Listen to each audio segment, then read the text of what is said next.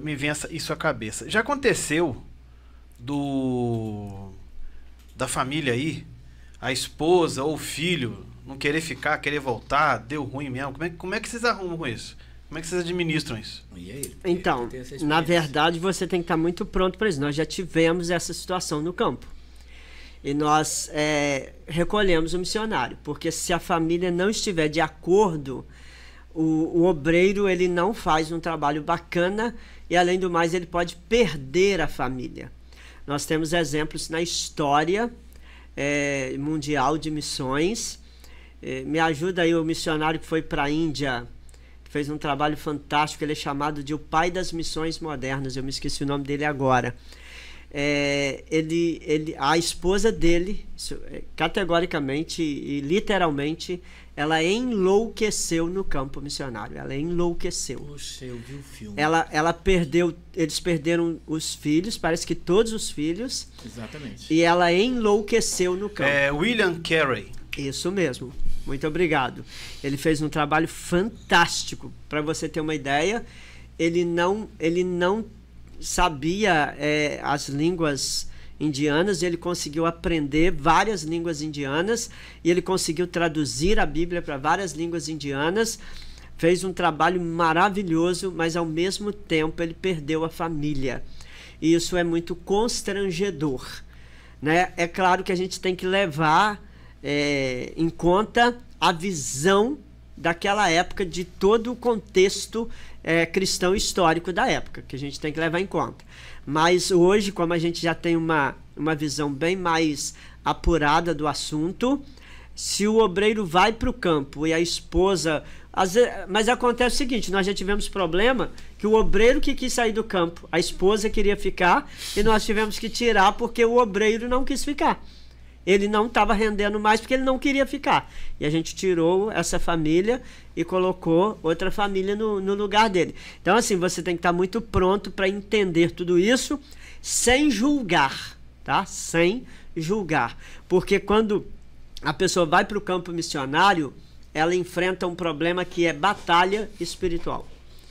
E às vezes essa batalha espiritual ela é tão intensa que ele não tem um suporte espiritual bacana para suportar aquilo que está acontecendo, então ele prefere sair, ele não aguenta a pressão.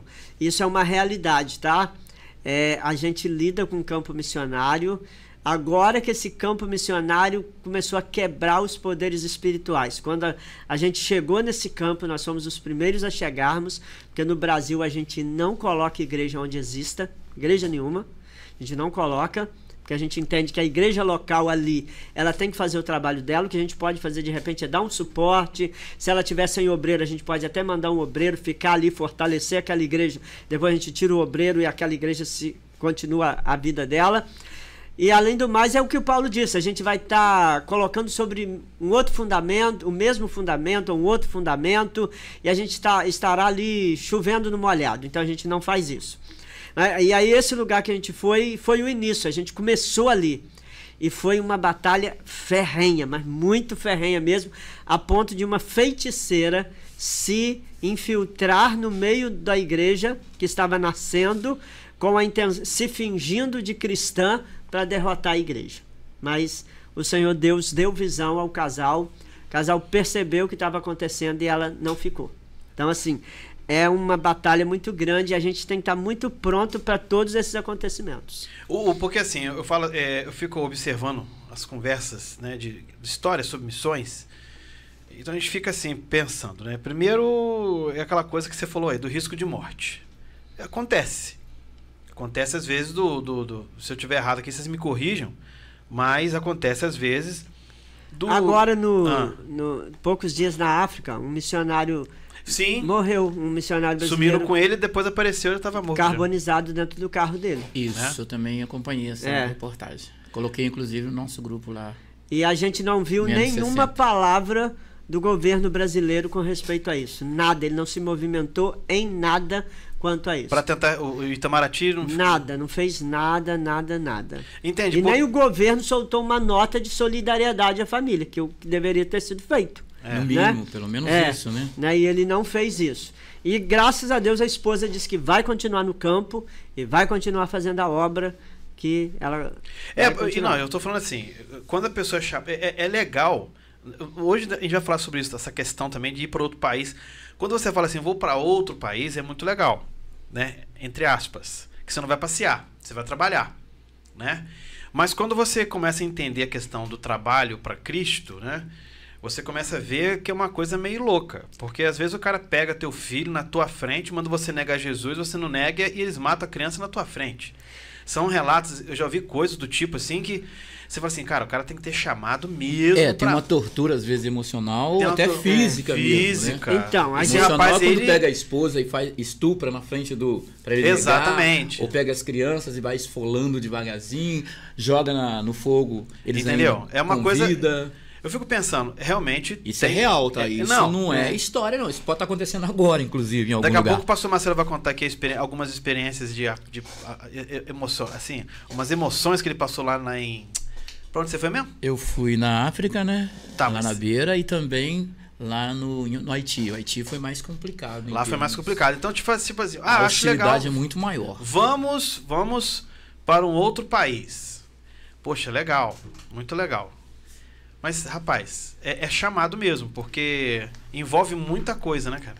E outra situação também que eu tenho que lembrar aqui, que acontece também, que as igrejas, tem muita igreja que às vezes manda a pessoa para campo, para outro país e não ajuda em nada. Então, a gente precisa entender que existe uma visão muito romântica do trabalho missionário. Isso me assusta, porque a pessoa não entende que ele não está indo para tirar férias, nem está indo para um spa. Na verdade, ele tá indo para um campo de batalha. Eu até aproveitei essas 2 viagens que eu fiz, né? Eu ofertei as minhas férias, mas eu não fui para passear. E fui com essa intenção, porque eu já sabia que os locais onde eu estava indo, eu ia enfrentar. Mas passou pelo Caribe. Isso, passei. Passou pelo Caribe. Passei, fiquei 20 minutos só para não dizer que... não interessa o tempo. Passou, o cara tá preocupado só com essa parte. 20 minutos, mas e o resto? 20 minutinhos, mas passou. E assim, foi um refrigério só. Existe um campo de batalha, uma batalha travada. E assim, então existe uma visão muito romântica do campo missionário. E existe um problema, a gente enfrenta... uma coisa muito interessante que em toda a história do cristianismo a gente enfrentou, né, como cristãos. A gente tem a igreja que envia, a gente tem a igreja que mantém e a gente tem a igreja que cuida. No Novo Testamento a gente vê isso. E a gente tem a igreja que recebe as benesses, mas não faz nada em favor do missionário. Nós temos, por exemplo... digamos assim, com o nome, né? A igreja de Antioquia, ela enviou Paulo e Silas. Ela enviou.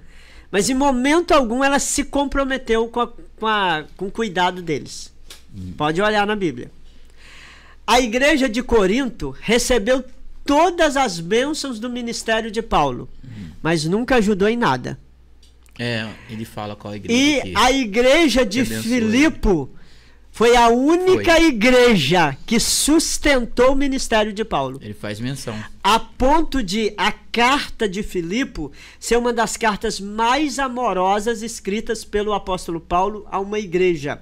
E ela era uma igreja tão amada e tão amável que houve uma época em que Paulo sumiu, porque ele ficou preso em Roma no calabouço, e ela enviou um obreiro que procurou Paulo em todos os lugares até achar Paulo no calabouço e ali sustentar e cuidar de Paulo até que ele saísse da prisão. Então nós temos 3 tipos de igrejas: a igreja que envia, a igreja que recebe as benesses e não faz nada, e a igreja que mantém o obreiro, mantém o missionário, mesmo que ele não seja dela e mesmo que ela não tenha enviado ele.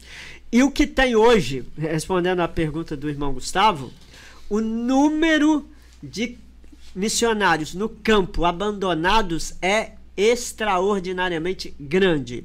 Segundo ponto, o número de famílias de missionários que está voltando do campo desiludida e não quer nem saber mais de missões também é extraordinariamente grande.